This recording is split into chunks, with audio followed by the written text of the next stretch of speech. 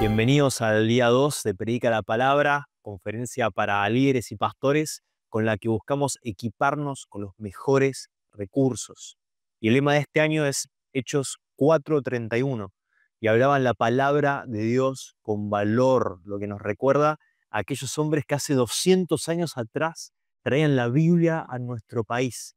Este 2025 estamos celebrando esos 200 años de la Biblia en Argentina, gracias al coraje, a la convicción, a la pasión de aquellos que nos precedieron, que tuvieron una visión con la propia ambición de Dios, proclamar su palabra en estas tierras. Y ayer tuvimos una jornada grandiosa que nos dejó la vara bien arriba para el día de hoy, pero estoy muy confiado que no te vamos a decepcionar en lo más mínimo esta noche. Y para comenzar tenemos al pastor y escritor de uno de los libros de referencia en predicación, el pastor Bryan Chapell, con la plenaria Predicar con Gracia, proclamar a Cristo desde cada texto con fidelidad. I'm so grateful that I can be with you at this Preach the Word 2025 conference. And my thanks particularly to the Argentine Bible Society for making this opportunity available. I consider it a privilege to talk to those of you who are proclaiming God's Word about the importance of proclaiming Christ, so that we are not preaching sermons that are only about doing better, but truly are depending upon the grace of God provided through the sacrifice of Jesus Christ as our hope and strength for living the Christian life. In the letter inviting me to make comment about Christ-centered preaching, I was asked to state my goals for why I wrote the book. Let me say that my goals include trying to help pastors not do as I did in the early stages of my ministry. When I first began to pastor, I had a wonderful privilege. I was asked to be the pastor of the oldest and the largest church in our region. And that was a great privilege. It probably filled me with too much pride. I thought, well, look at me. Here I am, a young man, and I have this large and historic church. The reality was I was out of my depth, really did not know all to do, and it began to show in various ways. Soon after I arrived at that historic and large church, there was a crisis that came into our region. The main industry in our region was coal mining, and as a consequence of a change in the environmental standards of the United States, coal mining in our region of the country was no longer allowed.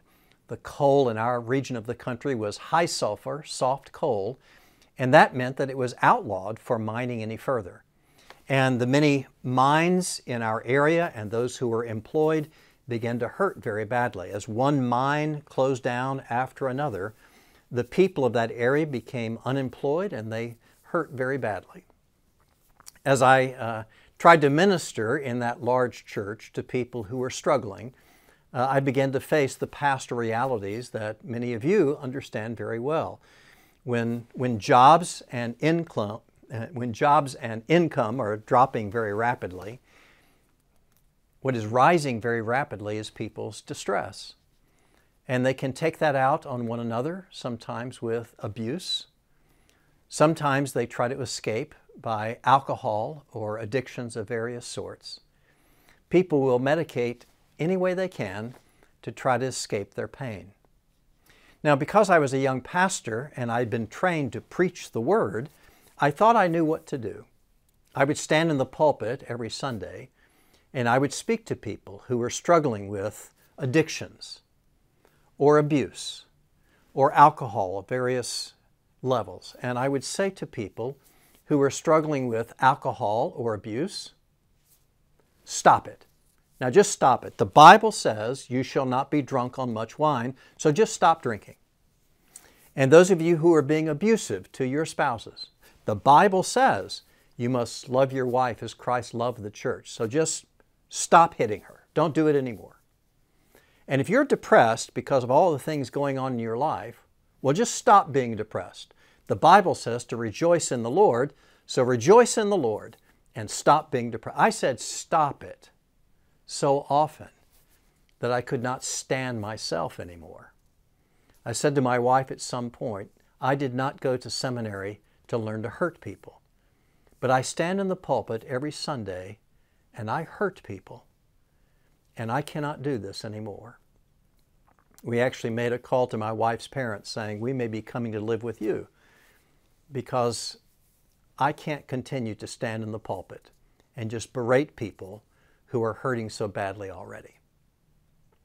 At that low point in my ministry, the Lord brought into my awareness the writings of a man named Sidney Greidanus. And in one of his early works, Greidanus began to deal with a debate in the Dutch church 100 years previous. And this was the debate. How do we preach the heroes of the Bible? Now, we all think we know. David went up against Goliath, and he picked up the 5 smooth stones, and he defeated Goliath because Goliath said to him, am I a dog that you come against me with a sling? But David said, you come with sword, javelin, and spear, but I come in the name of the Lord. And the simplest way to preach that is to say, well, you should just have the courage and the faith of David, and you could beat up the Goliaths in your life. You should just be like David. That's the answer. Be like David. Except for that chapter about Bathsheba and how he murdered her husband to have her. And then he raised bad children. And then at the end of his life, he numbered his troops as though he were responsible for his kingdom's glory rather than giving glory to God. Well, maybe we should not just be like David. But Abraham, now there's truly a good man. You should be like Abraham. He went to the land he did not know, and of course, on the way, he only gave away his wife twice to other men. And then because he did not have patience for the Lord's promise, he slept with his wife's maid. And then when his wife got upset about that, he took his own biological son and his son's mother, and he put them in the desert to die of exposure. Well, maybe we shouldn't be like Abraham either. What Sidney Greidanus did was he just very methodically went through the heroes of the Bible and came to one very simple conclusion. There's only one hero, one true hero. His name is Jesus. And everybody else needs him. Always in the Bible, we are pointing to somebody other than the human hero. We are pointing to the divinely appointed hero for humanity. And all the Bible is leading us to that. If all we say to people is, you just do better, stop doing wrong things, start doing wrong things, we are forgetting, apart from Christ you can do nothing. Now, I need to be clear, Christ-centered preaching is not trying to make Jesus magically appear in every portion of the Scripture. That's allegorical preaching. That's not expository preaching. What we are doing in Christ-centered preaching is we are reminding ourselves of the large structure of Scripture. How does the Bible begin? It begins with creation. God made all things good. Did they stay good? No, they did not. Soon after, there was a fall, and everything went bad. Now, we know the other end of the biblical story, right? There's the culmination when all things are made perfect, which is even better than good. But what happens between everything goes bad and everything is made perfect? In that period between the fall of humanity and the glorification of all things is God's redemption of a fallen humanity and a fallen creation. We exist in a fallen state, and God is working throughout time and history to redeem us in such a way that we will turn to Christ, who alone can make us right before God, so that we enter the consummation as His beloved children. That means we always exist in a fallen condition until the glorification, and the Bible is written in the context of that fallen condition, but pointing to how we will be redeemed. It is not mentioning Christ in every text, but it is showing God's people how they are dependent upon His grace in order to know His salvation and His provision. That means the entire Scriptures are unfolding with a certain message. From the very beginning, when humanity had fallen, and God spoke to Satan and said to Satan, I'm going to put enmity between you and the woman, between your seed and her seed. What's going to happen? You're going to strike his heel, but he is going to crush your head. And from that moment, God predicted the coming of His Son. As He predicted the coming of His Son, He's also giving a message to all humanity. You are not your Redeemer. You cannot save yourself. Though what God is ultimately doing through all the events of history and time is He is saying to His people, I must save you. You cannot save yourself. And if we don't recognize that message throughout the scope of Scripture, then we will misinterpret the message. I mean, I can be a little bit silly about it and describe for you the account of Samson. And we all know generally the story of Samson. When he had long hair, he was strong. And when he had short hair, he was weak. Therefore, you should have long hair. Now, you know that's not the message. That's wrong. But why is it wrong? Well, we are to remember that Samson was one of the judges during the period of the judges. And all of you who are Bible students know that during the period of the judges, everyone did what was right in their own eyes. How did that work for them? It did not work at all. It led to ruin. It shattered God's people. They would repent, but after they repented, they would turn to their sin again because everyone kept doing what was right in their own eyes. And that was ruin and hurt to them. And it does not matter if you're like Samson. No matter how strong you are, no matter how clever you are not your Redeemer. Samson is not teaching us about the length of our hair. Samson is teaching us that God must make provision for His people in order to redeem them. Human judges are not enough. Human wisdom is not enough. Human strength is not enough. That even the strongest and the cleverest of men still require the work of God in order for God's people to be saved. Only as God works. That's the unfolding message of grace that culminates in the work of Jesus. Christ-centered preaching is not attempting to do allegorical interpretation that we magically make Jesus appear everywhere in the Old Testament. Rather, it is having us understand that God is showing us through myriad forms and ways and people that we are not our Redeemer.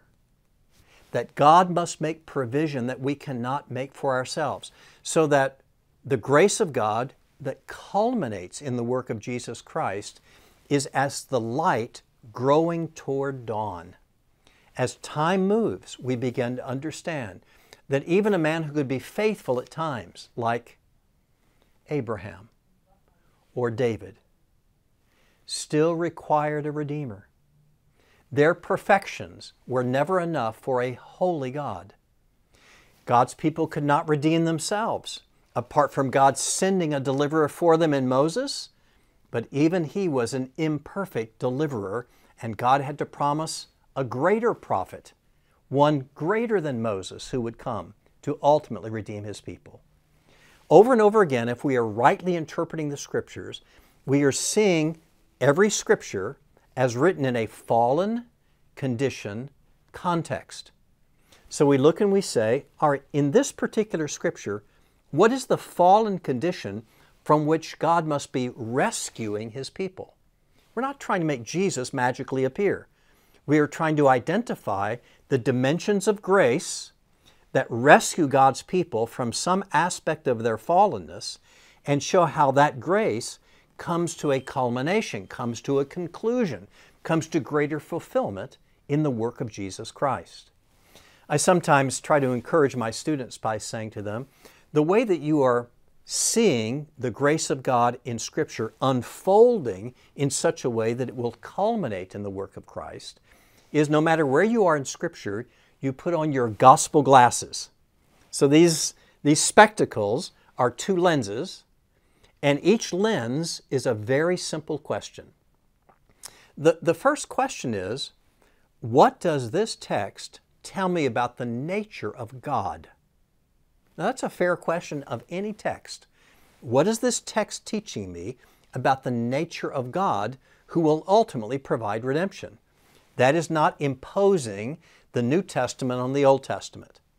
It is not somehow trying to make Jesus magically or allegorically appear. It's a very simple question. What does this text tell me about the nature of God who is going to provide redemption? But the second lens of this set of gospel glasses is a different question, but equally fair of any text. What is this text telling me about the nature of humanity that requires redemption? What is this text telling me about God? What is this text telling me about me? Ultimately, if we will ask any text those basic questions, what am I learning about God? What am I learning about me? I'm learning that I'm a fallen creature in a fallen condition. And in order for me to be relieved of the difficulty, the sin, the damage, the depression, the hurt, whatever it is, in order for me to be experiencing rescue from that fallen condition, my works are not enough. Not my merits. I'm not holy enough for a holy God.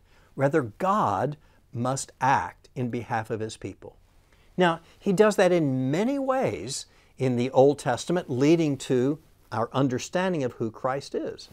Anytime that there is food for the hungry, strength for the weak, rest for the weary, release for the captive, whenever we see God acting to release His people, or to forgive the sinner, or to pardon the unpardonable, or to turn people from sin back into His ways, over and over again, what the Scriptures are not saying, this text mentions Jesus. Rather, this text shows us the necessity of the grace of God that comes to fulfillment in Christ. Now, there are lots of ways the Bible does this. Sometimes there are, in fact, direct prophecies in the Old Testament of what Christ will do. But many more times, we are being prepared. We are learning to see our weakness and God's strength, our incapacity and God's capability, our sin and God's pardon, God's ability to rescue people who could not know rescue apart from Him, God's ability to help people who could not help themselves. Ultimately, grace, biblically understood, is God's provision for those who could not provide for themselves. And if we will read the Scriptures that way, we will see grace appearing and growing and growing and growing until it culminates in the work of Christ. Sometimes we understand grace by its negation. What happens when people begin to depend upon themselves, turn to their own ways, depend upon their strength? Then we recognize there is great pain and hurt. At the same time, we see people who have no deserving of the grace of God, who receive His rescue, His care, His food, His release from slavery. And we say, that is grace on display.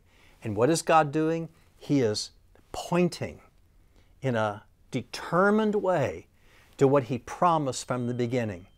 You are not your Redeemer, but I will send Him. I will send your Redeemer. And that's what Christ does. But that's from the proto-evangelium, that Genesis 3:15, first gospel, forward. God is telling one consistent story. It is the story of how humanity will require a Redeemer that is not one of us, but is the one that God provides to redeem and rescue His people. Christocentrality is not requiring us to somehow make Jesus the context and content of every verse. Rather, we see our fallen condition as the context of every verse, and the promise of God to provide rescue through a Redeemer as the content that the whole Scriptures are testifying to. So as we begin to look at the Scriptures that way, we begin to express to God's people with greater clarity what is the fallen condition of this particular text. We are pointing out humanity's sin or weakness or pain. And we are saying, as I see that, I begin to recognize there is not ultimate rescue unless God provides a way out. And that's ultimately what God always promises. There is a way out as we turn to Him. So, as we are preaching from the Old Testament or even the New, what we understand is the first goal is to identify that fallen condition focus. What is the human dilemma? What is the human problem? What is the human predicament that is in this text? And then having identified that weakness or that sin or that pain, we say, how is God providing His relief, His rescue, His answer? How is God making provision for that human dilemma? And then we say, what is the ultimate expression of that grace through the ministry of Jesus Christ? In that way, we are identifying how the Scriptures are fulfilling their purpose. You cannot learn to preach as an expository preacher without recognizing that context is necessary for the proper interpretation of the text. And the context of the scriptural text is God saying, you are fallen creatures in a fallen condition, and you require my redemption in order to be rescued from that fallen condition. That's the redemptive context for fallen people of the whole Bible. And our goal is to keep context in view, not just the narrow context of a verse or a chapter, but to remind ourselves the context of the whole. God from the beginning has said, you are not your Redeemer. I must provide Him. And as God is showing us the need for that Redeemer, we see it developing and make the ties that our people need to turn to Christ for their ultimate help from their present condition that is in some dimension like the fallen condition being described in Scripture. After all, what does the Bible say? No temptation has taken you but such as is common.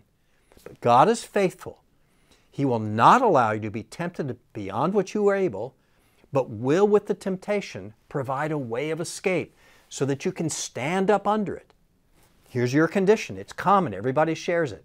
We're in a sinful, fallen condition. What will God do? He will not allow us to be tempted beyond what we are able, but what will He do? Provide a way of escape so that we can stand up. What is the way of escape? His redemption, not our merits. Now, how do we respond to His redemption? We respond in love. We love because He first loved us. That's the message of the Scripture unfolding. He is loving us. He's unreservedly, unrelentingly providing the grace that's in Christ Jesus. And what is our response to that? We love because He first loved us. And what did Jesus say is the response or the result of that love? He said, if you love me, you'll keep my commands. We sometimes fear that too much emphasis upon the grace of God will result in antinomianism. People will just do what they want. But we have to recognize that that is not biblical grace.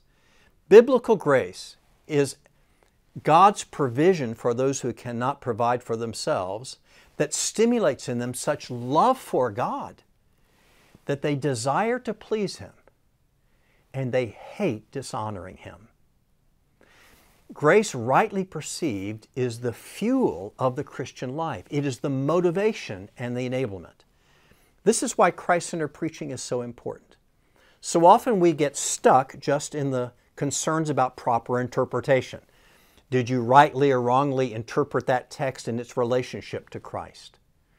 I try to help people understand that right interpretation is so important, but pastoral application is just as important. Because if we get the right impression of the content of the text, but all we say to people is, now just straighten up, fly right, do better. We don't sound any different than a Muslim. We don't sound any different than a Jew. What we have to be saying is, because you love Christ, live in love for Him. But at the same time, you are motivated by the strength of God's mercy and and care for you. After all, we are no longer slaves. Romans 6 tells us we are no longer under the dominion of sin. I only sin because I love to sin, because something in my heart is attracted to that sin, that desires it. What's going to drive out that desire for sin is a greater love. And the love that we have for God is stimulated by understanding how great is His love for us. Ultimately, the motivation and the power of the Christian life comes from love for Christ. And we will love Him when we understand how resolute, how determined, how consistent is His love for us, moving the grace of God through all the Scriptures and culminating in the work of Jesus Christ. I urge you, brothers, to think about the importance of love for Christ as you do Christ-centered preaching. That preaching that understands the whole Bible has been saying, you're not your Redeemer, but God will provide Him.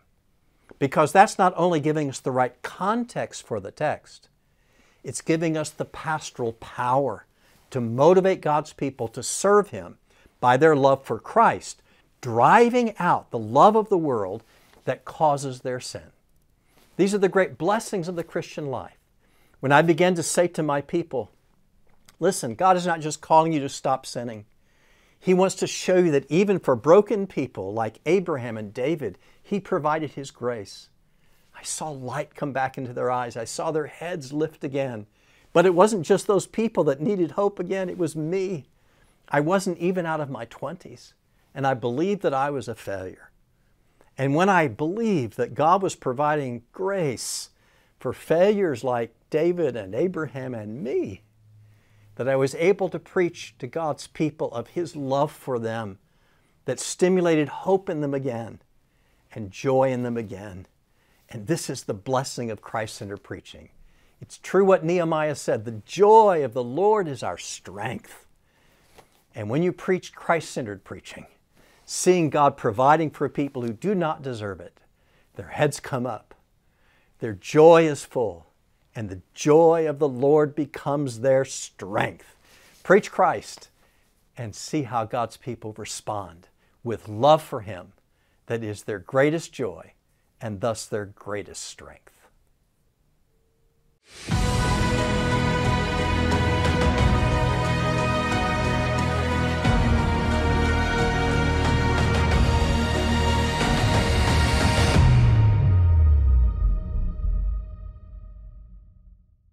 Y estamos acá nuevamente para continuar con el primer taller de esta jornada de Predica la Palabra.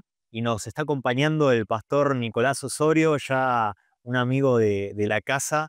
Va a estar ahí con su tablet, como hemos visto en conferencias anteriores, súper claro, súper preciso, con mucha habilidad para comunicar. Muy agradecidos a que nos pueda estar acompañando nuevamente, esta vez con el taller titulado Predicando con Precisión. Muy bien, gracias nuevamente por invitarme. Es un gran privilegio poder participar nuevamente de esta conferencia, siendo un tema tan importante para la iglesia, tan importante para el ministerio pastoral como la predicación de la palabra. Y ahora vamos a abordar un tema que es fundamental en la predicación. Es posiblemente uno de los temas más complejos, puesto que es tratar de llegar al mensaje del texto. Cuando queremos predicar un pasaje bíblico y nos preguntamos, bueno, ¿y qué es lo que está diciendo este pasaje bíblico exactamente? Y la pregunta clave es, ¿cómo yo puedo saber?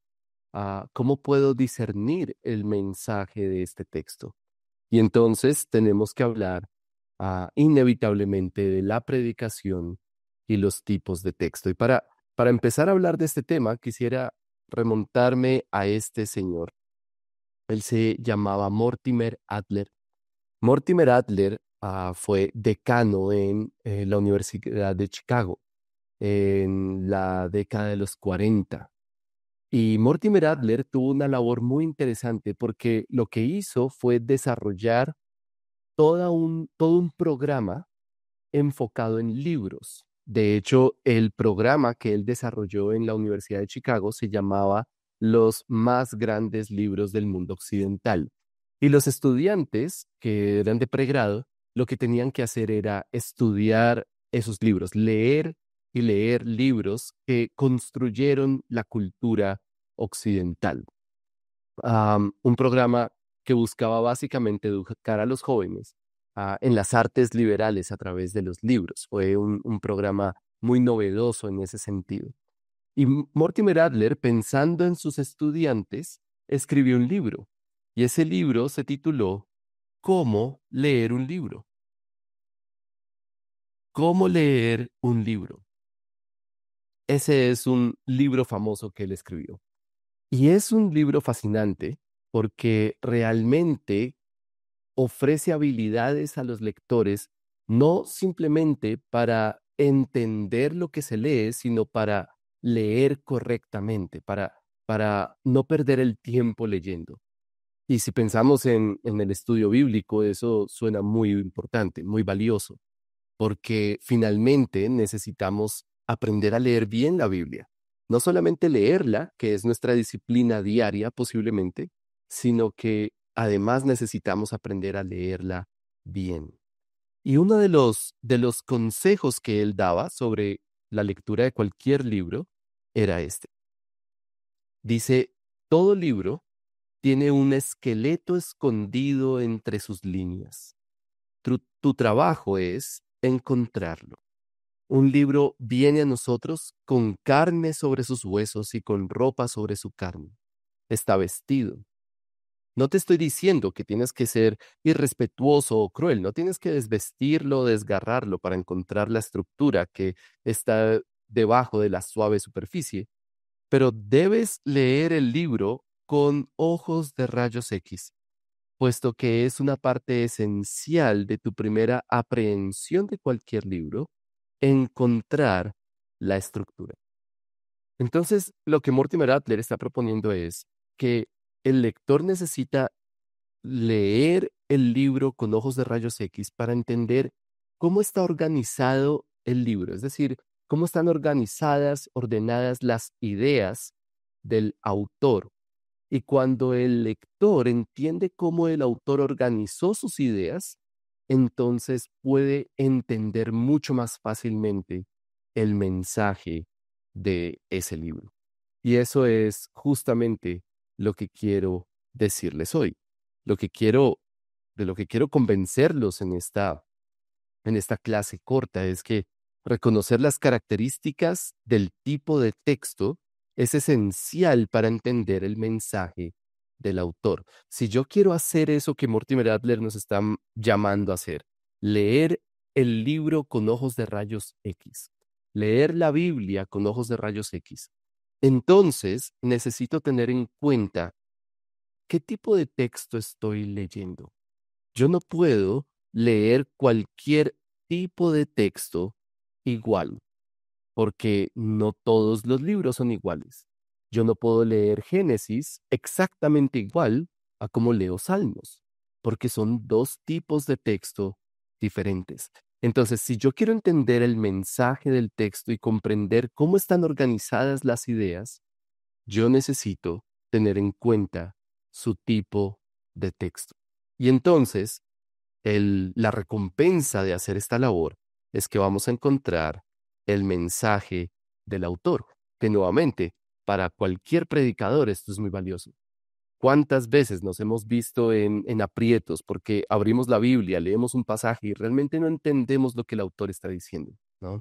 Si tenemos las herramientas adecuadas, vamos a poder entender el mensaje del autor. Pero para eso necesitamos pensar en el tipo de texto que estamos abordando. Entonces, la pregunta es, ¿cómo lo hacemos? Bueno, hay una dinámica constante en cualquier pasaje de la Biblia que lo vamos a llamar análisis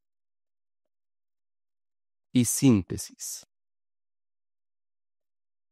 Entonces, lo primero que tenemos que hacer al leer el texto bíblico, reconociendo su tipo de texto, y ya vamos a ver cómo usarlo, es dividir las ideas que el autor está usando para luego relacionar las ideas. Análisis y síntesis. Análisis es separar, es desglosar, ¿no? Desmenuzar un poco el texto para luego sintetizarlo, es decir, relacionar esas ideas que hemos desmenuzado.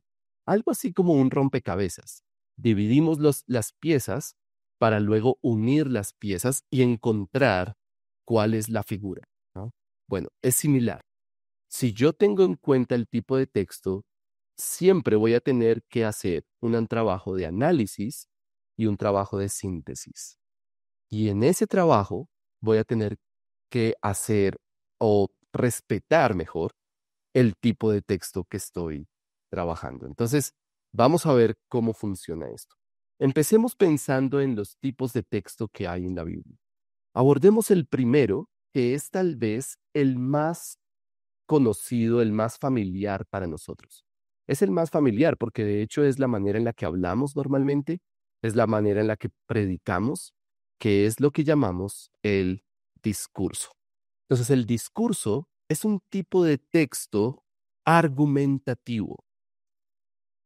Es argumentativo, es decir, lo que encontramos en un discurso es una tesis, una idea principal y unas ideas que sustentan ese argumento, ¿no? Esa tesis, o lo que llamamos ideas subordinadas. Es decir, muchas ideas, pero unas sustentando a otras para llegar finalmente a una tesis. Eso es un discurso. Am, Eso lo encontramos principalmente en las epístolas del Nuevo Testamento. Entonces, cuando estamos estudiando las epístolas del Nuevo Testamento, Romanos, Filipenses, Efesios, vamos a tener que pensar en términos de discurso porque es el tipo de texto que usa los apóstoles y los autores del Nuevo Testamento en este género literario, principalmente como las epístolas. O, por ejemplo, cuando estamos estudiando el Sermón del Monte, es un discurso y necesitamos pensar en estos términos. Entonces, ¿qué herramientas podemos usar para entender el mensaje de un texto de discurso? ¿Cómo lo hacemos? ¿Cómo hacemos ese análisis y esa síntesis? Bueno, tenemos que considerar por lo menos dos cosas. La primera, y voy a escribirlo así, herramientas. Entonces, las herramientas que tenemos son principalmente el flujo de ideas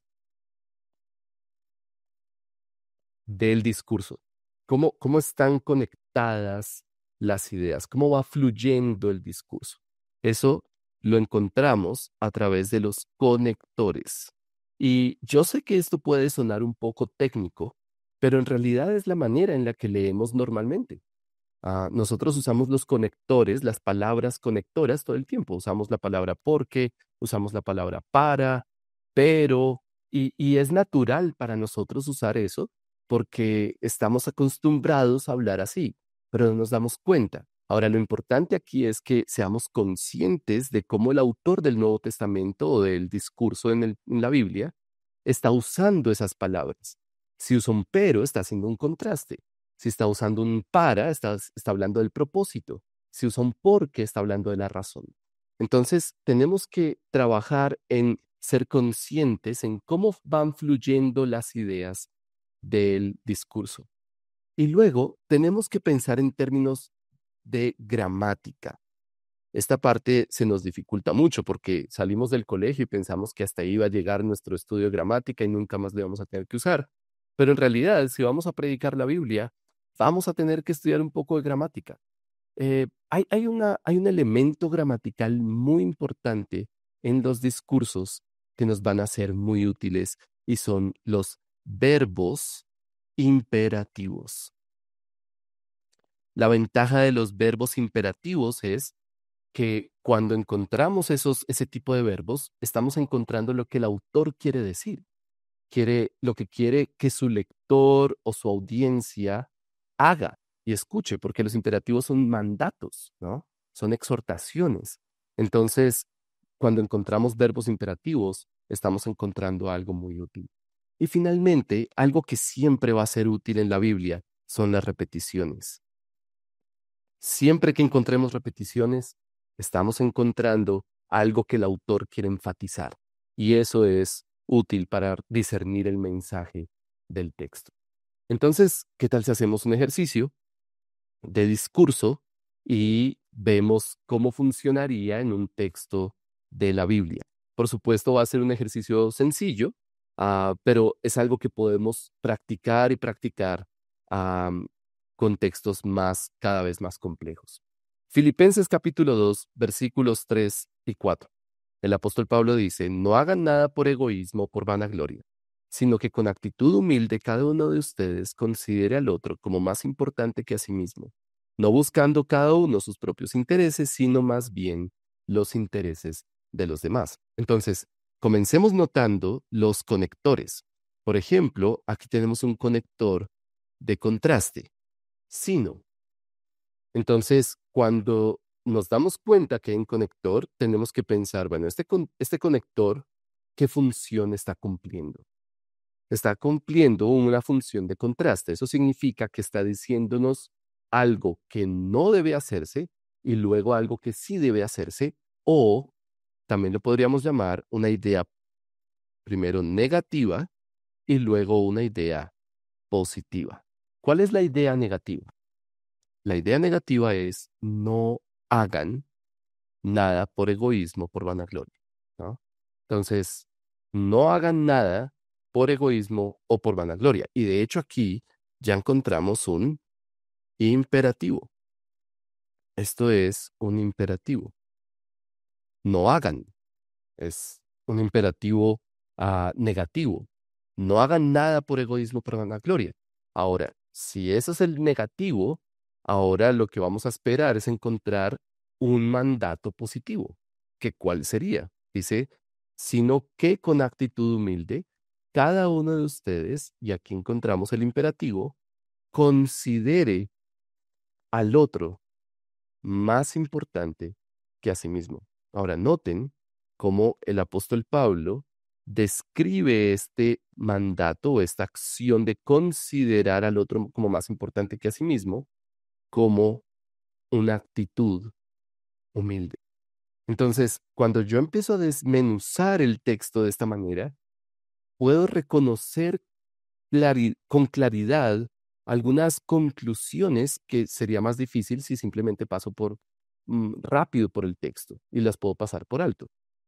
¿Qué es humildad en este versículo? Humildad en este versículo es considerar al otro como más importante que a mí mismo. Eso es humildad, que es lo contrario a actuar por egoísmo o por vanagloria. Ahora, el versículo 4 nos dice algo supremamente interesante, porque usa un nuevo conector, y es no buscando. Eso es un verbo, pero acuérdense que es importante la gramática. Es un verbo que en realidad funciona como un gerundio. No sé si recuerdan esa palabra. Un gerundio, los verbos que califican otra acción y lo hacen de manera que terminan como ando o endo, ¿no? Eh, yo voy a la iglesia manejando o voy a la iglesia corriendo. Esas son formas de llevar a cabo una acción. Entonces, lo que Pablo está diciéndonos en el versículo 4 es la manera, y eso es supremamente importante, la manera de esta acción. ¿Cómo yo considero al otro como más importante que a mí mismo? ¿Cómo yo actúo humildemente? No por vanagloria y egoísmo, sino humildemente.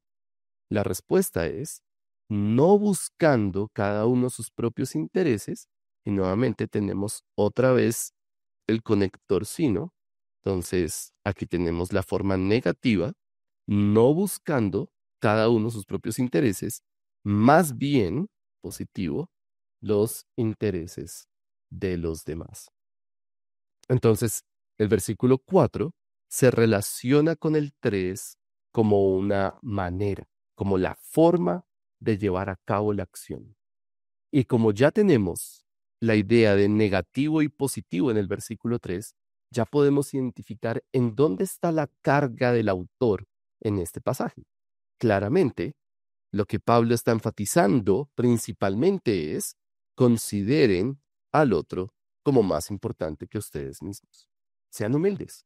Eso es lo que Pablo está diciendo. Ahora, por supuesto, alguien diría, bueno, yo no necesito hacer todo eso para darme cuenta de esa idea en estos dos versículos. Pero si usted tiene un pasaje más largo, seguramente usted va a necesitar leerlo con mucho más detenimiento. Y aún es posible que si usted no hace esta dinámica, si sea con 2 versículos, usted va a perder muchos detalles del pasaje por no analizarlo correctamente. Entonces noten que lo que hemos hecho es un análisis, hemos dividido las ideas para luego unirlas, entender cómo es que se relaciona, por ejemplo, el versículo 4 con el versículo 3 y entender que esto es un mandato y luego la manera de ese mandato. Consideren cada uno al otro como más importante, y la forma es no buscando sus propios intereses, sino los intereses de los demás. Y entonces llegamos a un mensaje claro, a un mensaje que podemos argumentar qué es lo que el autor quiso decir. Esa es la forma de estudiar un discurso. Necesitamos reflexionar en los conectores, qué función están cumpliendo. Necesitamos pensar en si hay algún imperativo, cuáles son los mandatos del discurso y finalmente si algo se está repitiendo, si hay una idea principalmente enfática en el pasaje. Eso es discurso. Ahora pasemos a otro tipo de texto. Y esta clase va a ser un panorama general de los tipos de texto. Por supuesto, se podría hacer todo un curso sobre discurso y cada uno de los tipos de texto. El siguiente tipo de texto es narrativa. Este es el tipo de texto más usado en la Biblia. Posiblemente el 60% he escuchado, o más del 60% de toda la Biblia está escrita en narrativa. Así que si aprendemos a estudiar narrativas, vamos a aprender a estudiar la mayoría de la Biblia. La pregunta es, ¿qué características tiene la narrativa? Bueno, si el discurso es argumentativo, la narrativa ya no busca argumentar una tesis principalmente, sino más bien busca contar historias. Y a través de esas historias comunicar un mensaje. Entonces aquí ya no estamos hablando de verbos imperativos, sujeto, verbo, predicado, ese tipo de lo que es la sintaxis y todo eso. Más que eso, estamos pensando en términos de personajes, por ejemplo. Estamos pensando en términos de escenas. Estamos pensando en términos de trama. Y aquí hay un concepto que es supremamente importante para la narrativa. La forma en la que una narrativa se lleva a cabo normalmente es a través de una trama. Y esa trama funciona de esta manera. Normalmente una narrativa comienza con una ambientación. Entonces hay un escenario, hay una situación, pero esa ambientación rápidamente cambia y se convierte en un conflicto. Y aquí es donde entra lo más importante de la narrativa, el conflicto. Si no hay conflicto, no hay historia. Siempre tenemos que pensar, ¿cuál es el conflicto de esta historia? ¿Qué es lo que está pasando acá? Porque si no hay conflicto, no está pasando nada. Entonces, tiene que haber un problema en la historia. ¿Cuál es? Esa primera pregunta es esencial para entender la historia. Pero luego llegamos a un punto climático. Ese conflicto va creciendo y creciendo y creciendo, se va volviendo más tenso hasta que llega un punto climático en el que va a comenzar la resolución. La resolución. Tiene que haber una resolución, tiene que haber un cambio, tiene que El conflicto no puede permanecer para siempre, porque entonces la historia no está completa. Toda historia va a tener un conflicto y luego alguna resolución.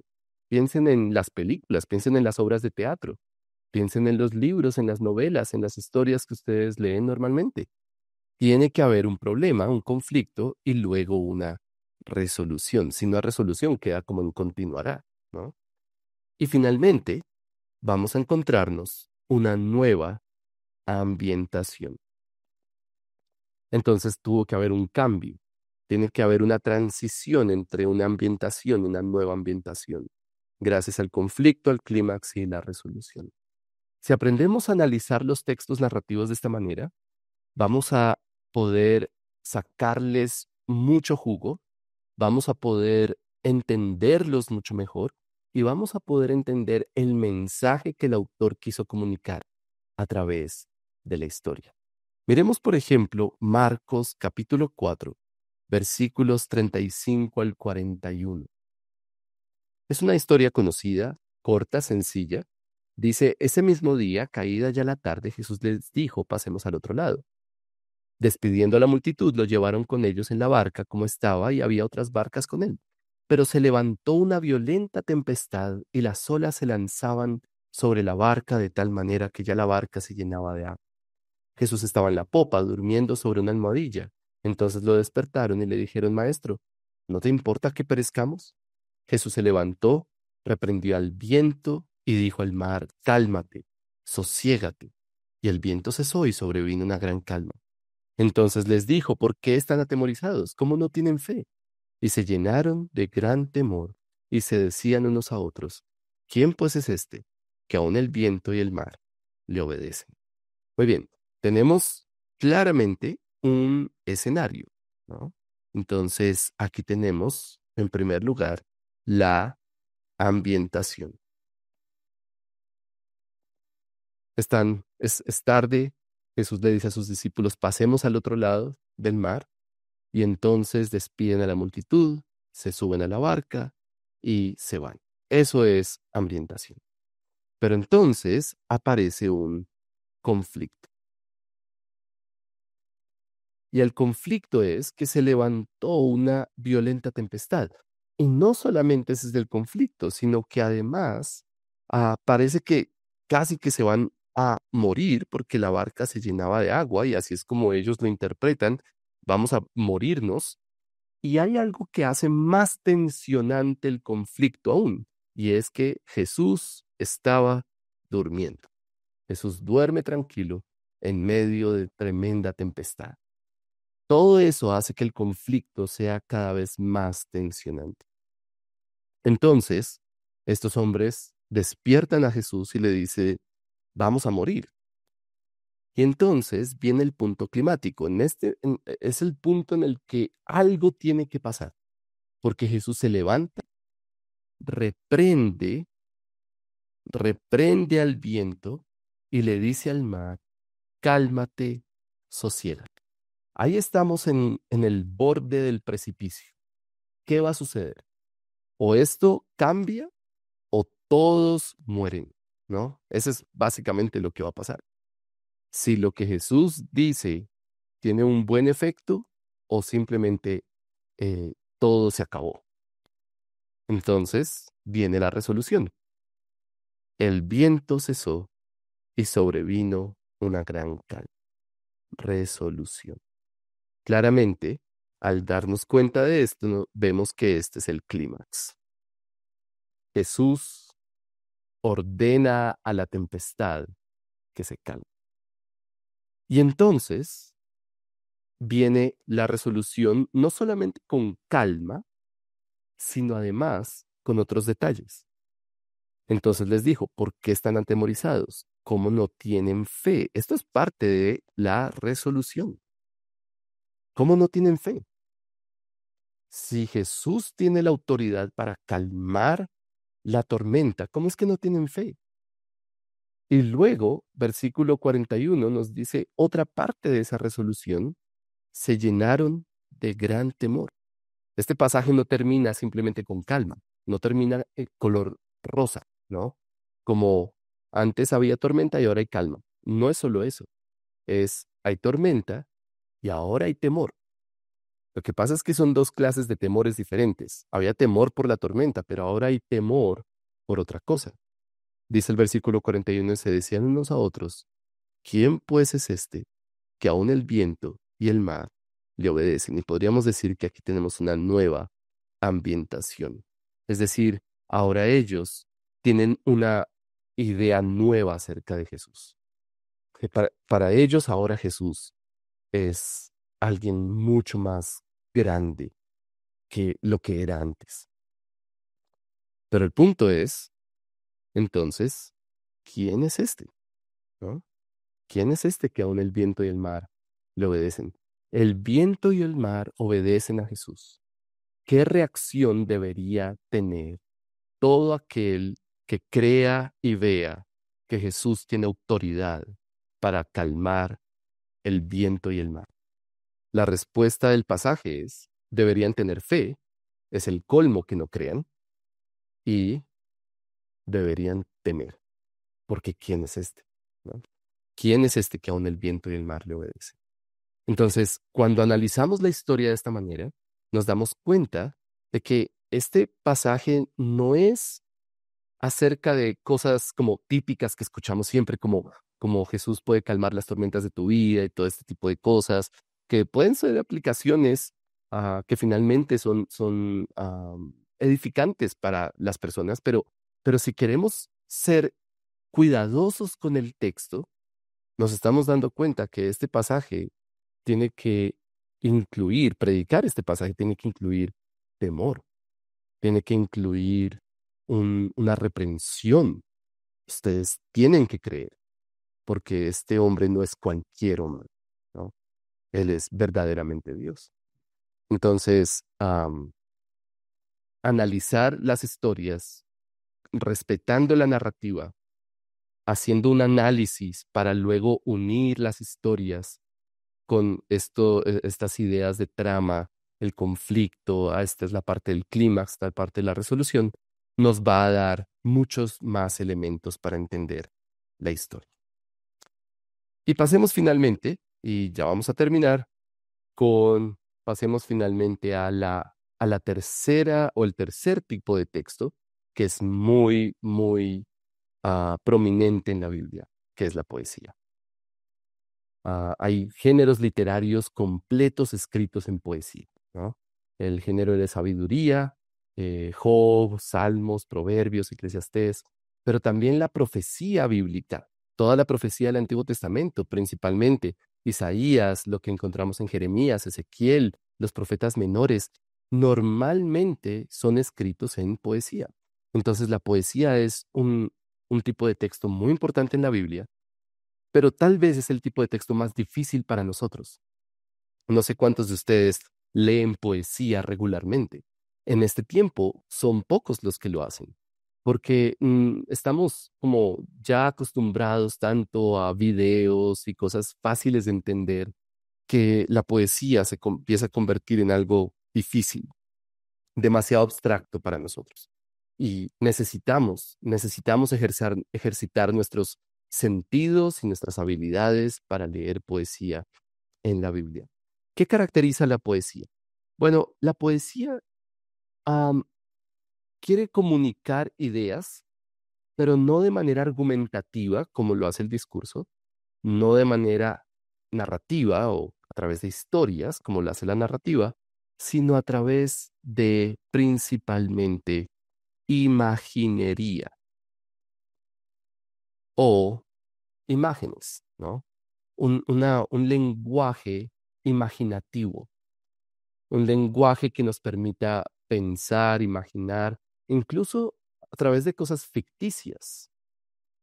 Y cuando hablo de ficción, no estoy diciendo que la Biblia no sea verdad, ¿no? Sino que la naturaleza misma de este tipo de texto eh, usa aspectos ficticios, como por ejemplo decir que los montes aplauden. Bueno, los montes no tienen manos, entonces no pueden aplaudir, pero es una metáfora para comunicar que los montes adoran a Dios, ¿no? Comunican la gloria de Dios. Entonces, de manera, a través de la ficción, a través de las imágenes, a través de la imaginación, comunican un mensaje.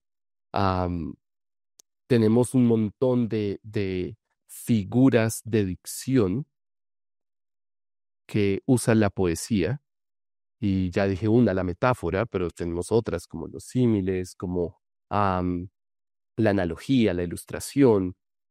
Hay salmos, por ejemplo, parece que evidentemente eran canciones, entonces usan repeticiones como de coros y estrofas y bueno, muchas características poéticas que debemos tener en cuenta. Entonces, ¿cómo entender el mensaje de una poesía? Bueno, básicamente se hace a través de 3 pasos. Lo primero que hacemos es dividir estrofas. Entonces, nuevamente, tenemos que analizar, tenemos que pensar cómo yo entiendo las partes de este salmo, esta canción, este poema. ¿Cuáles son sus partes? Y tenemos que dividirlas. Pero luego tenemos que relacionar las estrofas.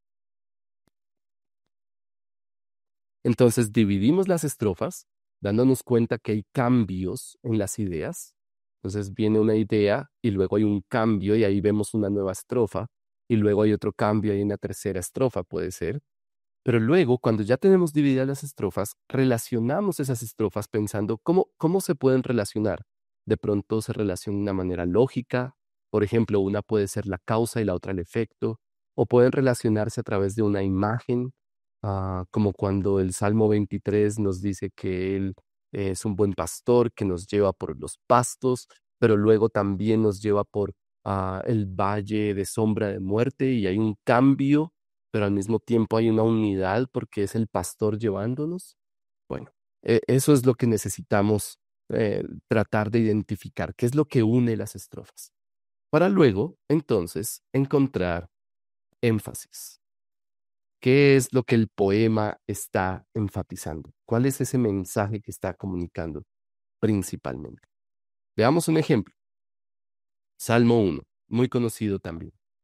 Dice el Salmo 1: cuán bienaventurado es el hombre que no anda en el consejo de los impíos, ni se detiene en el camino de los pecadores, ni se sienta en la silla de los escarnecedores, sino que en la ley del Señor está en su deleite, y en su ley medita de día y de noche.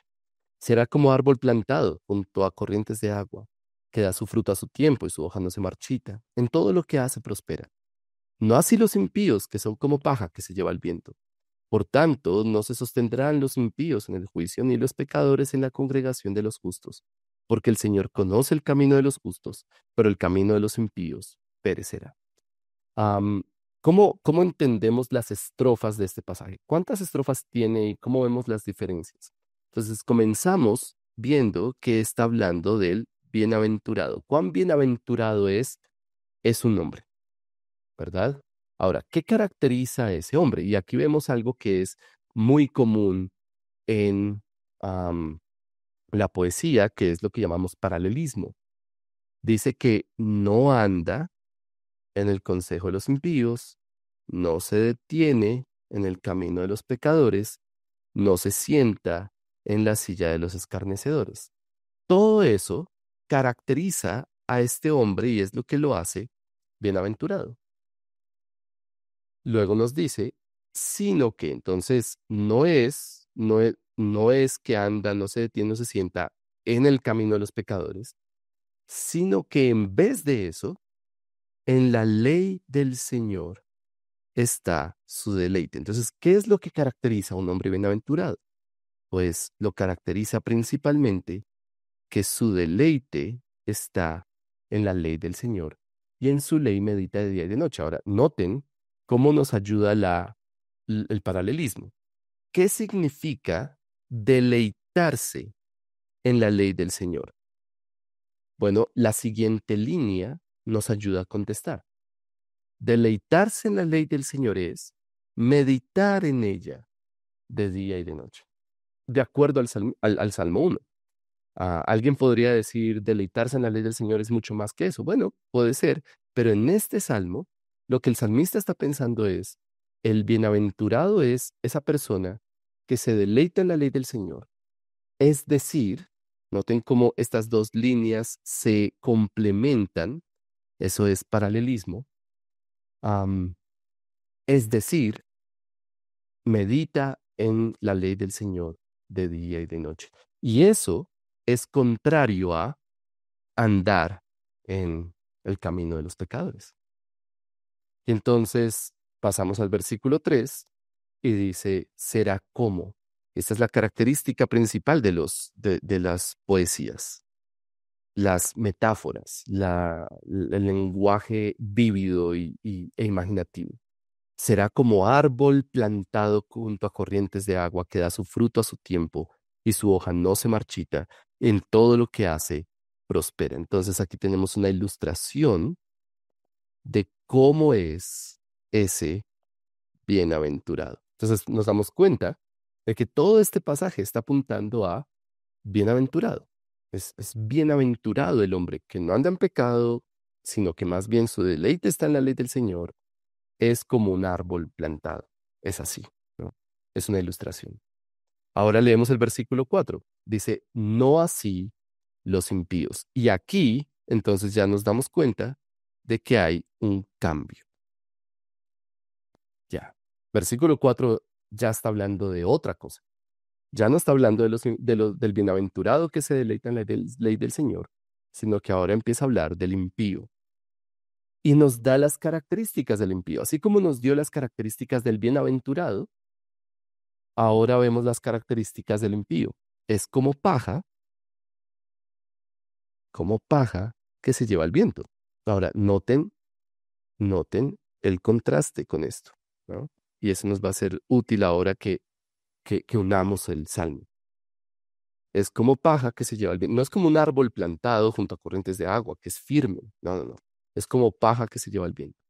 Por tanto, no se sostendrán los impíos en el juicio, ni los pecadores en la congregación de los justos. Entonces, no se sostiene, porque el Señor conoce el camino de los justos, pero el camino de los impíos perecerá. Mientras que el bienaventurado prospera, el impío perece. Entonces, claramente tenemos dos estrofas. Estrofa 1 y estrofa 2. Estrofa 1 es versículos 1 al 3, mientras que estrofa 2 es 4 al 6. ¿Y qué es lo que está haciendo el Salmo? Lo que está haciendo el Salmo es contrastando al bienaventurado con el impío, al que se deleita en la ley del Señor con el impío. Entonces, aquí es donde nos preguntamos, ¿cómo se relacionan las dos estrofas? Bueno, la estrofa 1 es positiva, mientras que la estrofa 2 es negativa. Es un contraste.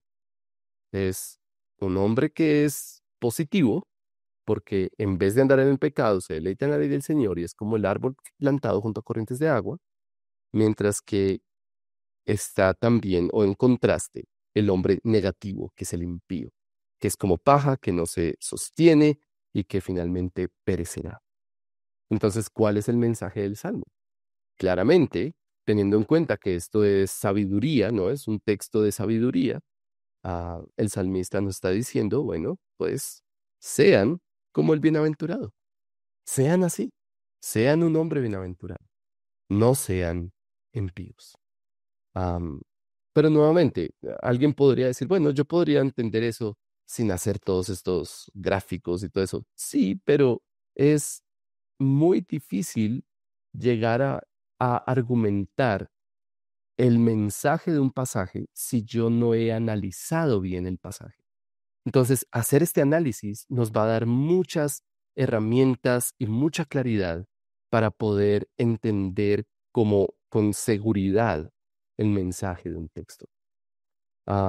Así que aquí tenemos 3 tipos de texto: discurso, narrativa, poesía, y nos damos cuenta de que reconocer las características del tipo de texto es esencial para entender el mensaje del autor. Si yo no entiendo las diferencias, si yo no analizo cada tipo de texto de una manera ah, distinta, respetando su naturaleza, no voy a poder entender fácilmente el mensaje del autor. Ah, hermanos, predicar no es fácil, predicar no es sencillo y está bien que así sea, porque la palabra de Dios es profunda y compleja, es, es preciosa, es fascinante, pero la iglesia, el pueblo de Dios necesita hombres que puedan escarbar profundo en la palabra de Dios para encontrar la verdad de la palabra. Y tal como le dice Pablo a Timoteo, que pueda manejar con precisión la palabra de verdad. Así que quiero animarlos a que no vean esto como un desánimo, como esto es muy difícil, yo no sabía que esto era tan complicado, sino más bien como un desafío a crecer y mejorar como predicadores de la palabra. ¿Cómo aplicar y usar todo esto que hemos visto para luego llevarlo a un sermón real, ¿no? A aplicarlo ya en un sermón completo para construir el sermón? Bueno, esa es una pregunta muy común y creo que la respuesta no es corta, no es sencilla, pero la respuesta más concreta que he visto es el libro de predicación expositiva de David Hume. Ese es justamente su objetivo. Y lo que él quiere mostrar es cómo esto que hemos visto es la parte inicial, es la parte exegética, es la parte de estudio del texto. Luego tenemos que pensar cómo estas verdades que estoy encontrando, que es lo que el autor quiso decir, se relacionan con el Evangelio de Jesucristo, que es el centro interpretativo de toda la Biblia, para luego sí construir un sermón que tenga elementos de claridad, de persuasión, de interés, como ilustraciones, como aplicaciones, como un mensaje concreto, que es lo que llamamos ya la parte homilética. Entonces, esta parte que hemos visto hoy es la parte exegética de la preparación del sermón. Luego tenemos que pasar a la parte teológica, que es la conexión con el Evangelio, para ahí sí llegar a la parte homilética. Es un proceso que va a tardar. Preparar un sermón no va a ser de un día para otro, pero esto que acabamos de ver es fundamental para llegar a la parte homilética. No debemos construir un sermón si no sabemos qué es lo que el autor está diciendo en el pasaje. Entonces, esa tal vez sería la respuesta más corta. Hay muchos recursos sobre esto. Hay libros muy buenos. Hay un libro que se llama La belleza y el poder de la exposición bíblica.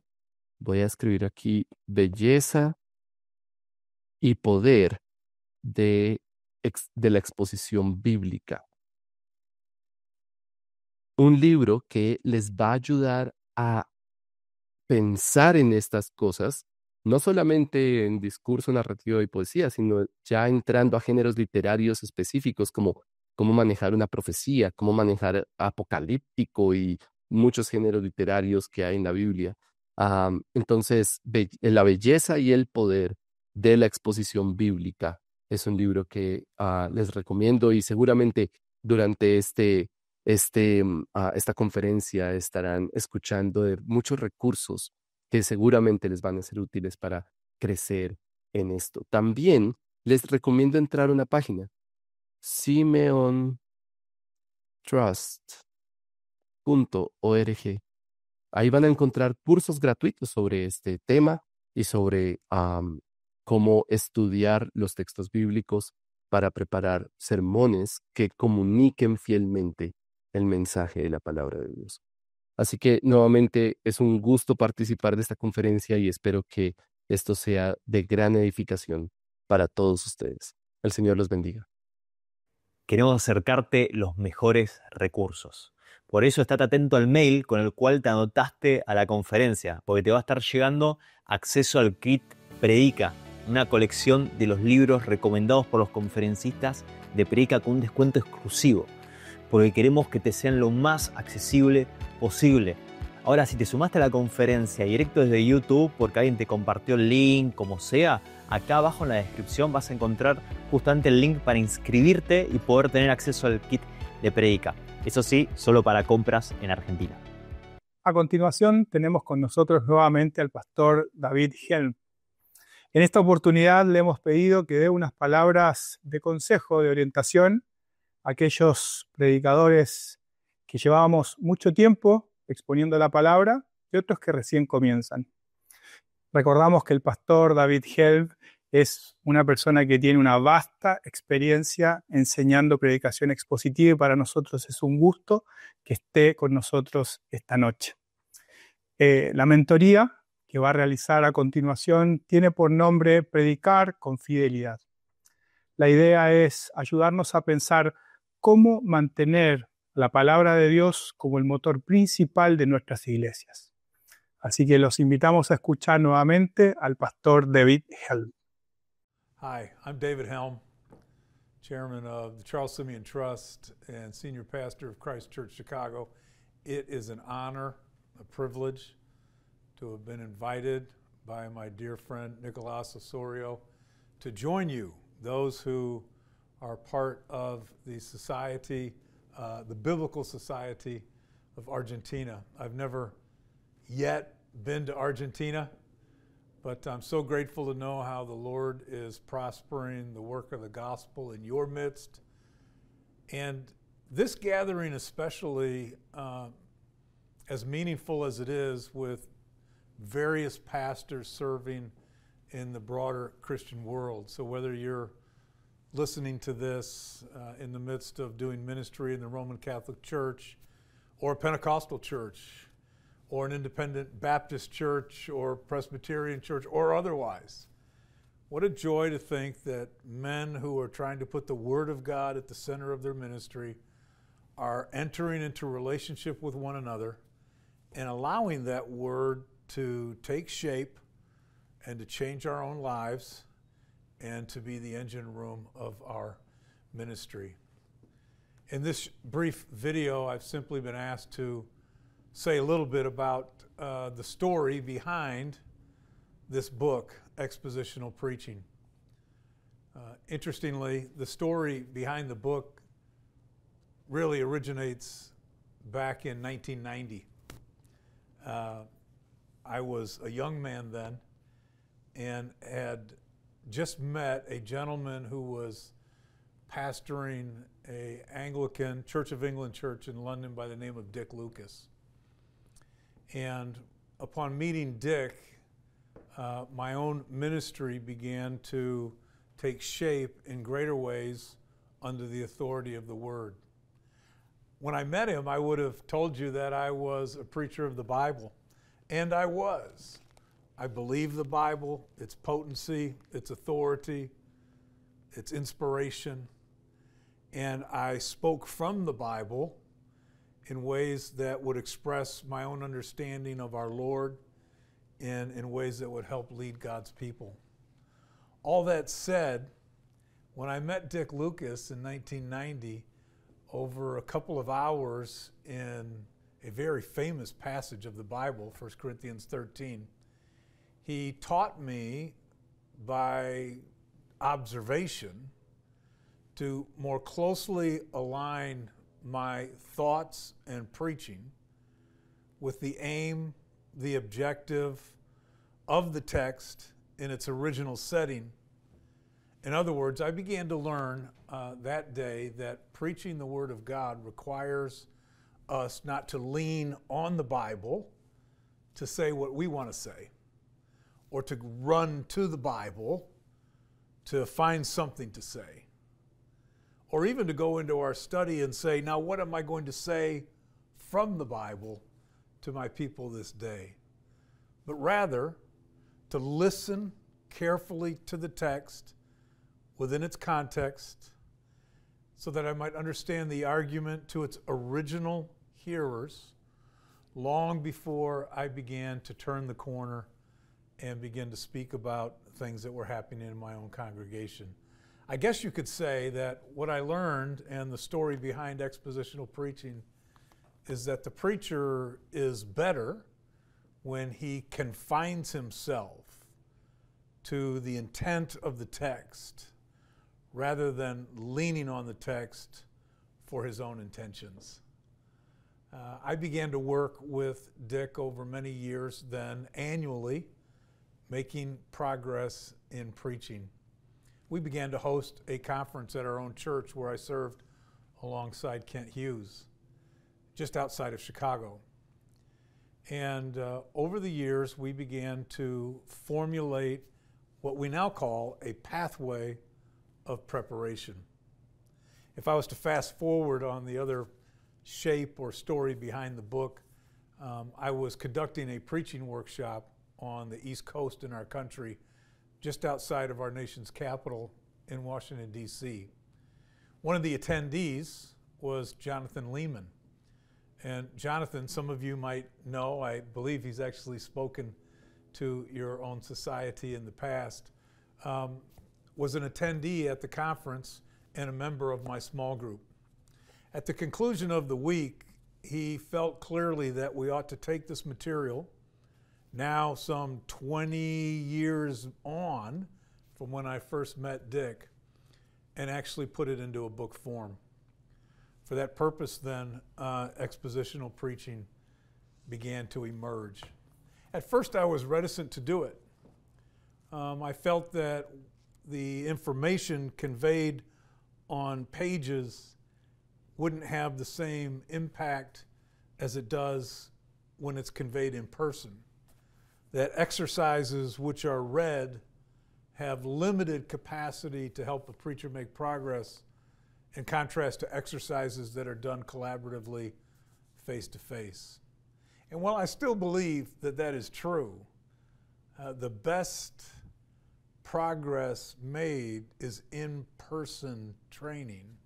Nevertheless, it's undeniable that the Lord has decided to favor the work, to bless it, and now to send it all across the world. I have lost count in regard to how many languages this little book now exists, but from what I've been told, it could be as high as 30 or more languages. I'm glad it's in Spanish. I'm glad it's in Portuguese. I hope it's in the language of your own reading, and it is a joy for me to be able to make some small contribution to your ministry on the back, really, of men who have made contribution to my own. This book has shaped my ministry, not the book so much as learning the pathway. It is the conviction of my own heart that the exposition of the Word is the regular diet of the church.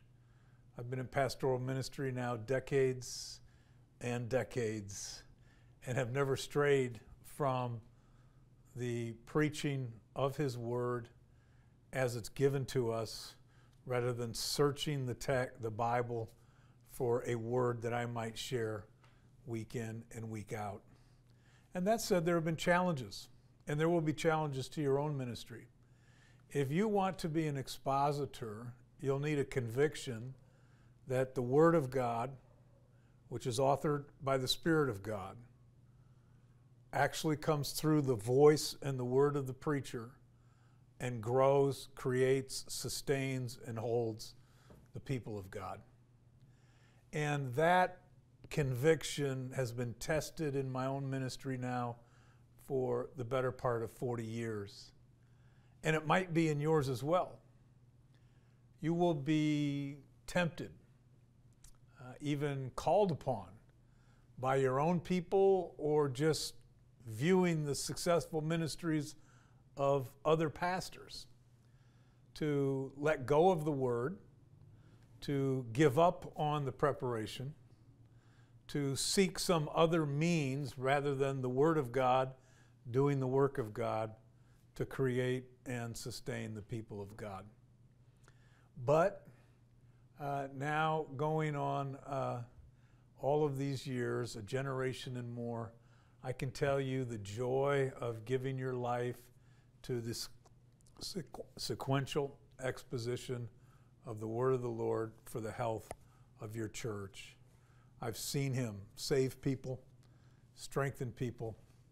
I've seen God's word hold marriages and bring back marriages. I've seen the word of the Lord alive in the minds and hearts of young children and older, aging adults. I've seen the promises of God be those things to which his people return to when they're hurting and suffering and growing families and changing jobs.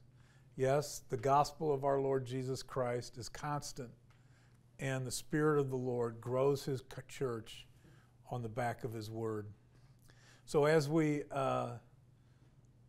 think about just the story behind this book, I want to remind you that it not only has shaped my ministry, but I pray that it would, the fruit of it would shape your ministry so that some 30, 40 years from now, there will be a great train of men and women standing in the wake of your own ministry who have come to Christ, grown in Christ, raised their families in Christ because of your conviction that the Word of God, given to us by the Spirit of God, is the engine room of the pastor's work, and through it, the people of God are created.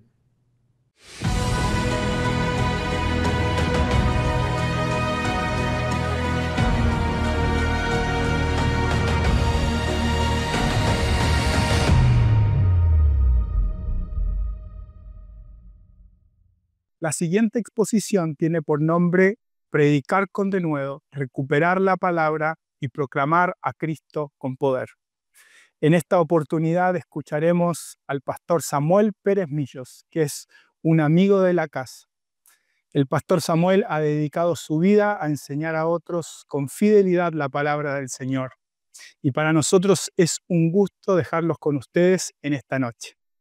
Quiero invitaros a la lectura de un pasaje tomado del libro de Hechos capítulo 4, versículos 29 al 31. Dice así: Y ahora, Señor, mira sus amenazas y concede a tus siervos que con todo denuedo hablen tu palabra, mientras extiendes tu mano para que se hagan sanidades y señales y prodigios mediante el nombre de tu santo Hijo Jesús. Cuando hubieron orado, el lugar en que estaban congregados tembló, y todos fueron llenos del Espíritu Santo y hablaban con denuedo la palabra de Dios. El tema asignado en este programa para ahora es la convicción del predicador, que Dios confirmará su palabra. Hay 3 palabras que lo definen: convicción, predicador, palabra. Estas 3 son inseparables y deben ser tenidas en cuenta al analizar este tema. Sin embargo, lo importante en la predicación es la base que la sustenta, y los versículos leídos la centran en 3 aspectos que, en cierto modo, son el desarrollo del tema propuesto: situación, acción y seguridad. Considerémoslas ahora. Primeramente, la situación. Observemos el entorno histórico del pasaje. La Iglesia está en un tiempo difícil, un tiempo de persecución que amenaza la Iglesia y que los que estaban ocupados en predicar la palabra y enseñar tenían serias dificultades. La persecución forma parte de la experiencia de la vida de la Iglesia. No es un momento de relativo rechazo, es un tiempo de amenazas. Mirad el versículo 17 de este mismo pasaje. Sin embargo, para que no se divulgue más entre el pueblo, amenacémosle para que no hablen de aquí en adelante a hombre alguno en este nombre.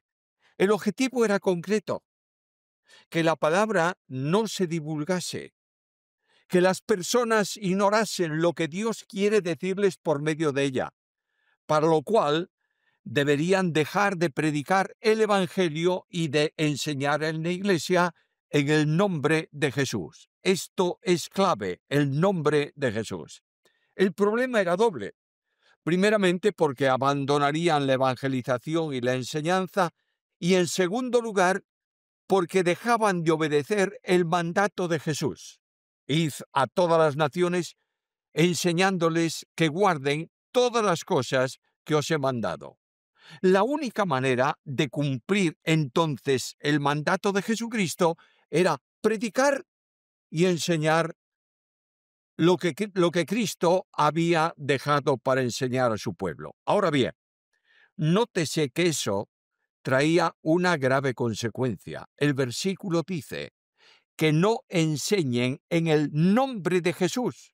El problema era que si no se predicaba en su nombre, Jesús sería ignorado y desconocido por los hombres para salvación y por la Iglesia para vida cristiana. Ahora bien, nótese que predicar en el nombre de Jesús solo es posible predicando su enseñanza, proclamando su palabra, enseñando como Él mandó. Satanás procurará que no se predique a Cristo, que no se proclame su palabra, porque es un instrumento poderoso contra sus asechanzas. El Señor respondió a Satanás en las tentaciones citándole la Biblia. Al enemigo no le preocupa para nada la religión ni las manifestaciones de aparente poder espiritual. Lo que le inquieta es que Jesús sea conocido, vivido y seguido. Y eso solo es posible si se conoce quién es y cómo es el Señor, por medio de la predicación, de la enseñanza de la palabra. La oposición será realidad. El predicador bíblico fue y es cuestionado hoy. La santidad del cristiano se debilita porque la santidad de Cristo es desconocida en gran medida por muchos. La Iglesia está confrontando situaciones de pecado en el liderazgo que deja de ser ejemplo a los creyentes porque Cristo no se hace vida en cada uno. Los manuales de vida cristiana sobre el matrimonio, la sociedad, los jóvenes llenan las bibliotecas de muchos enseñadores de hoy, vaciándoles de contenido que permita conocer la Biblia en profundidad. El problema es grave. Predicar en el nombre de Cristo es hacerlo con su autoridad. Y eso solo es posible en la medida en que el predicador viva a Cristo. No solo tiene que hablar de Él, sino que tiene que expresar lo que Él hubiera expresado en esa misma predicación. Este problema no solo afecta al mensaje de salvación, porque solo Jesús es el Salvador, pero trae consecuencias serias en la vida cristiana, puesto que el Señor dijo, venid en pos de mí, de otro modo, seguidme. Y el apóstol Pedro dice que nos dejó ejemplo para que sigáis sus pisadas. Desconocer a Jesús es perder la razón de amar, el camino a seguir, el poder que necesitamos y la esperanza de gloria. Las amenazas podían debilitar la determinación de los creyentes y silenciar su testimonio. El tiempo pasa, pero el problema persiste. El predicador del Evangelio se enfrenta a amenazas para que la predicación se debilite. Es el interés de nuestro enemigo. La sociedad actual, con su secularismo, está en continuo rechazo a todo lo que sea sobrenatural o tenga relación con Dios y con la fe. El liberalismo cuestiona, como nunca lo hizo antes, la inspiración, inerrancia y autoridad de la Biblia. El sistema humanista está reduciendo el púlpito bíblico a un púlpito motivacional. El sermón se ha convertido en discurso. El compromiso cristiano en la falsa mentira del tú puedes, en donde Dios queda reducido a ser el servidor al servicio del hombre, mientras que este es el centro de toda la atención del mensaje. El predicador sabe que Dios confirmará su palabra. Recuerda que en el Antiguo Testamento la palabra es esencial para transformar vidas. Escucha un texto del Antiguo Testamento. Estas palabras que yo te mando hoy estarán sobre tu corazón. Deuteronomio 5:6. Es decir, cuando la palabra controla el corazón, controla la vida. El compromiso divino es el mismo para Josué, tiempo después de Moisés. Nunca se apartará de tu boca este libro de la ley, sino que de día y de noche meditarás en él para que guardes y hagas conforme a todo lo que en él está escrito, porque entonces harás prosperar tu camino y todo te saldrá bien. Josué 1:8. ¿De qué forma habrá luz para el camino del cristiano y de la iglesia? La Biblia responde: lámpara es a mis pies tu palabra y lumbrera mi camino. Salmo 119:105. ¿Cuál es el manual de ética para el creyente? Escucha la Biblia. En mi corazón he guardado tus dichos para no pecar contra ti. Salmo 119:11. Todo avivamiento espiritual tiene que ver con la exposición de la palabra. El ejemplo de Nehemías es desafiante. Reunió al pueblo desde el alba, desde el momento en que nacía el día hasta el mediodía, con un único objeto: leer la palabra. El Espíritu la aplicó a los corazones y todo el pueblo lloraba en arrepentimiento. Permíteme recordarte un solo texto del Nuevo Testamento. Porque la palabra de Dios es viva y eficaz y más cortante que toda espada de dos filos y penetra hasta partir el alma y el espíritu, las coyunturas y los tuétanos, y discierne los pensamientos y las intenciones del corazón. Hebreos 4:12.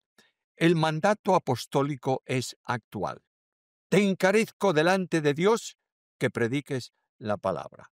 Ausencia de Biblia produce infantilismo espiritual que permite que vientos de doctrina extraños a la Escritura incidan en las iglesias, desorientándolas y privándolas de poder. El tentador aprende con el tiempo, no sabe todo.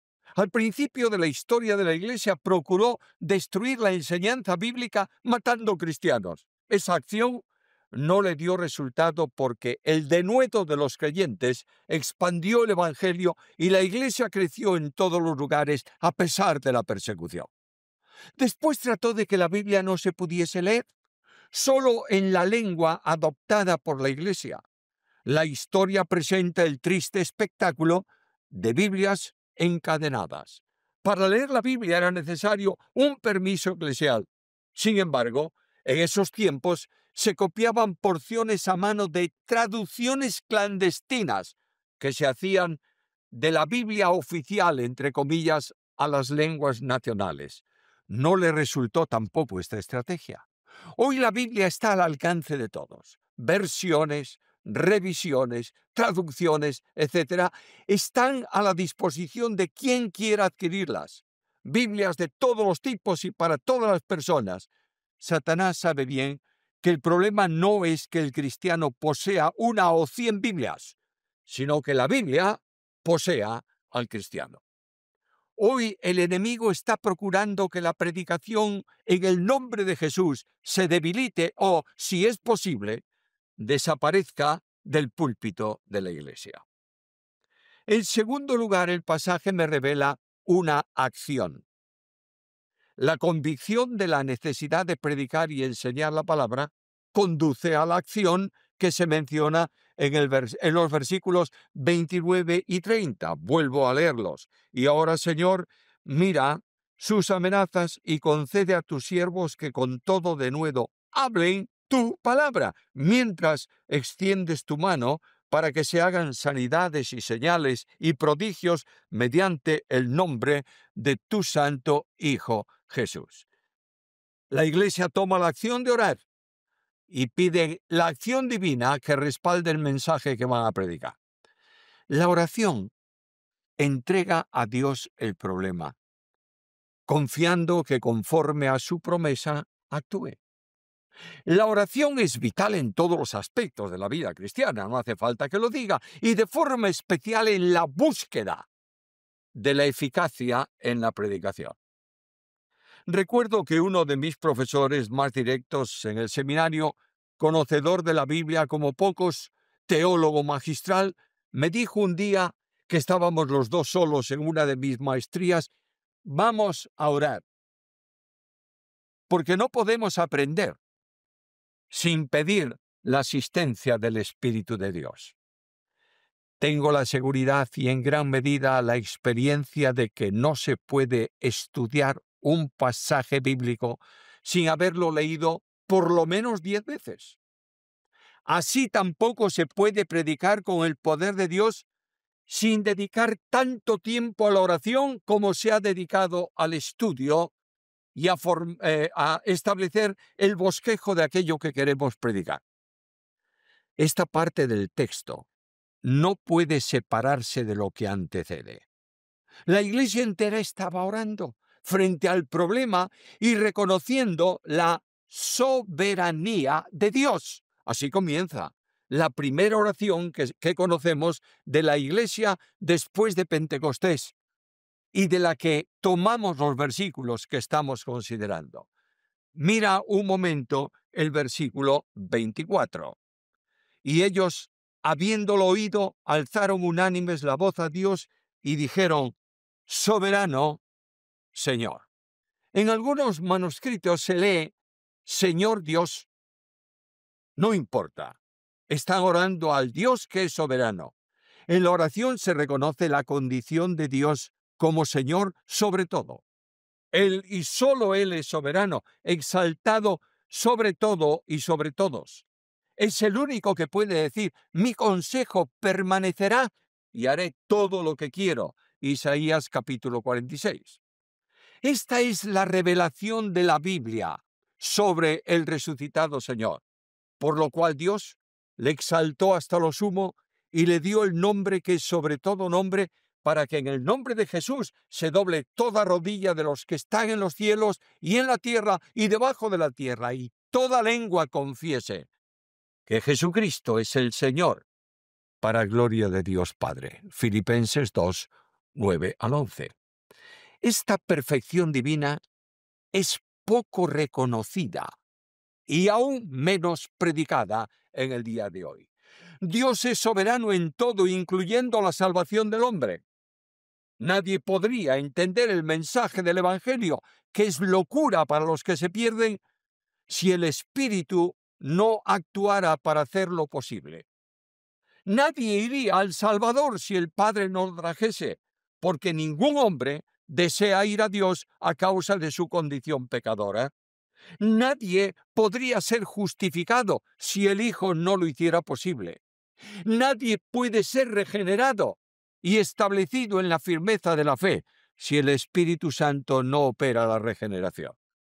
Además, Jesús es soberano en la edificación de la iglesia. Recuerda las palabras del Maestro cuando dijo: yo, no vosotros, yo edificaré mi iglesia. El soberano ha determinado que se predique la palabra, porque es soberano.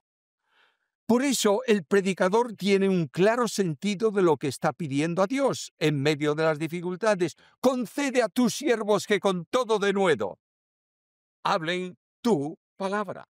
La oración, esa oración, será contestada porque concuerda con la voluntad de Dios. Ahora bien, notemos que no era por sus palabras, sino por las que proceden del Señor, ya que el deseo de ellos era predicar con denuedo tu palabra. Jesús dejó ejemplo para la predicación y la enseñanza. Cuando en su oración al Padre al término de su ministerio dice: yo les he dado tu palabra, Juan 17:14. Lo único que Dios bendice es su palabra y no la nuestra. No es lo que tú quieras decir, sino lo que Dios quiere que tú digas.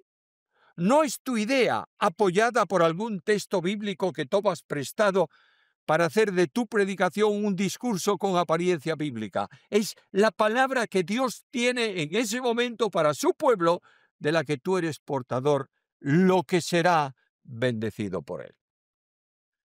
Lamentablemente, cada vez hay menos preparación bíblica que capacite a los predicadores para predicar la palabra. El nivel de muchas instituciones de formación bíblica están en declive. La investigación se ha detenido. Los buenos comentarios, las teologías han sido sustituidas por manuales de especialización religiosa. Hace un tiempo buscaba un libro sobre la Trinidad escrito por uno de los padres de la Iglesia del siglo III. En todas las bibliotecas de seminarios y facultades de teología, en mi tiempo de estudiante, no podía faltar ese libro. Busqué el libro por todas partes sin conseguir encontrarlo.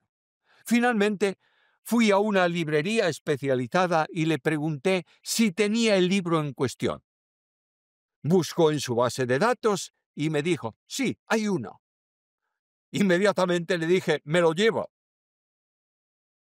El que me atendía fue a buscar el libro y tardó en volver. Cuando regresó, me dijo, lo siento, lo busqué por todos los lugares y no lo encuentro. Entonces otro compañero suyo, que estaba cerca allí en el mostrador, le dijo, posiblemente está en la estantería del fondo.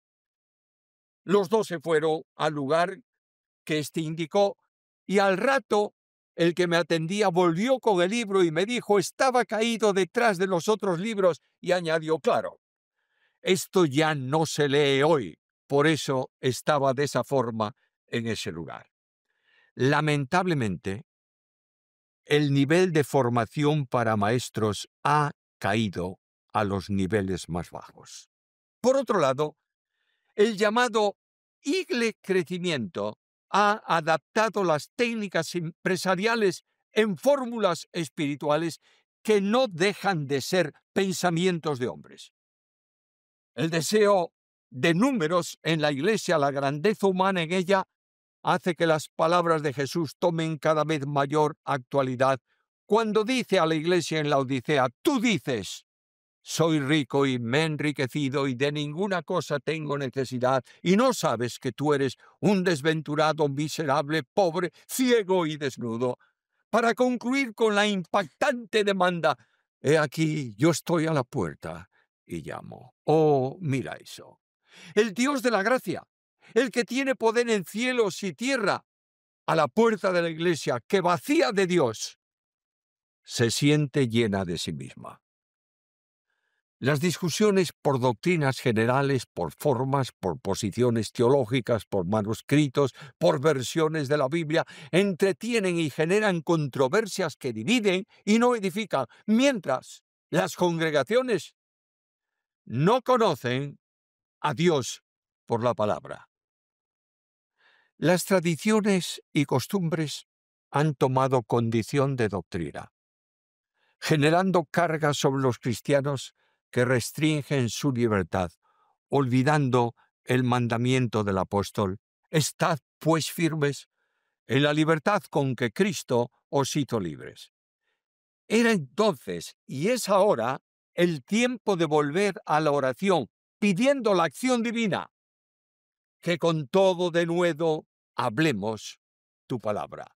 Lo que como siervos necesitaban en medio de las amenazas, es lo que necesitamos también hoy, denuedo, valor, intrepidez, para obedecer las palabras y las demandas de Jesús, que prediques la palabra.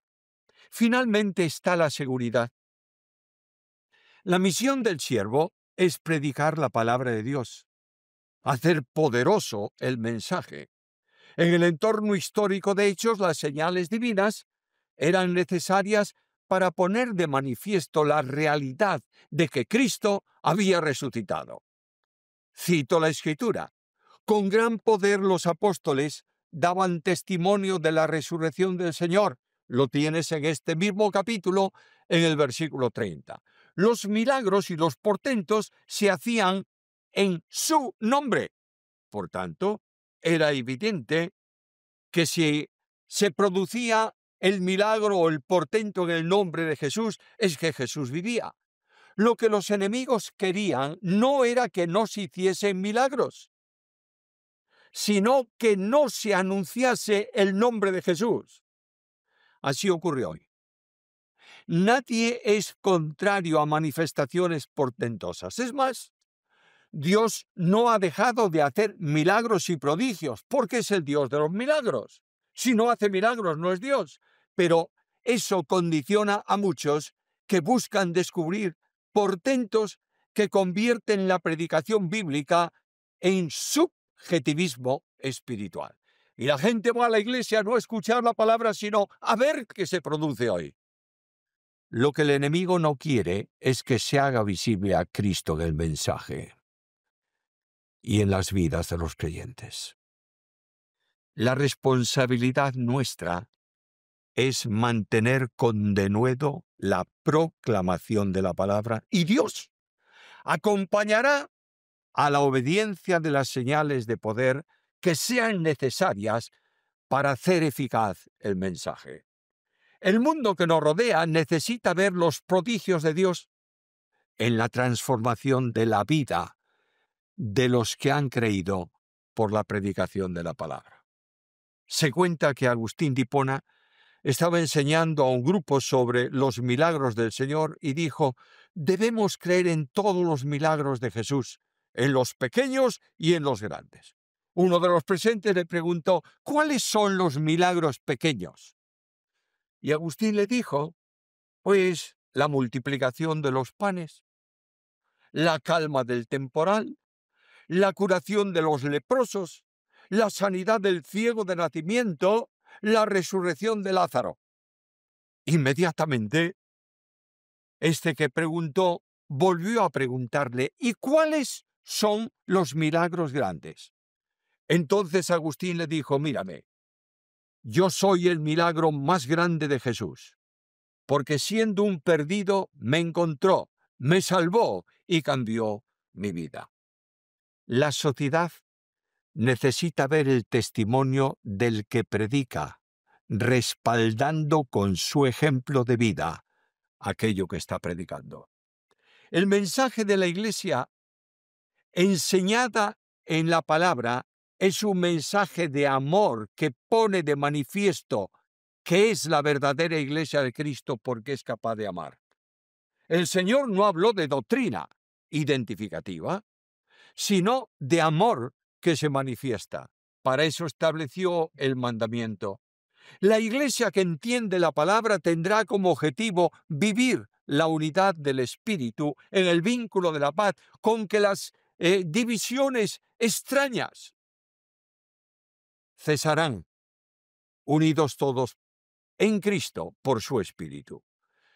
Eso solucionaría tantos conflictos que se producen en las iglesias y entre los creyentes.